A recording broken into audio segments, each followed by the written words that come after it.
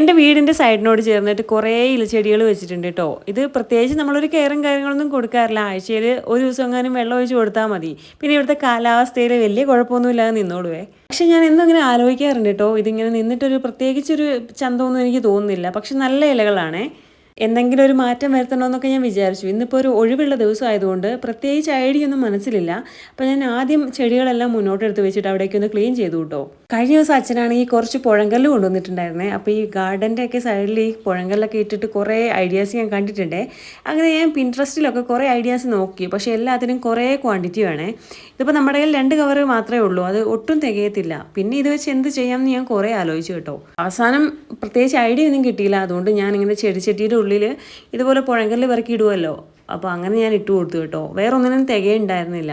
പിന്നെ ഉണ്ടല്ലോ, ഇലച്ചെടികളിൽ എനിക്ക് ഏറ്റവും ഇഷ്ടം ഈ ബുഷിയായിട്ട് നിൽക്കുന്ന ഈ ഒരു ഇലയാണ് കേട്ടോ. കാണാനും ഭംഗിയുണ്ട്. ബാക്കിയുള്ളത് ഇതാ ഇവിടെ വിതറി കൊടുത്തത്.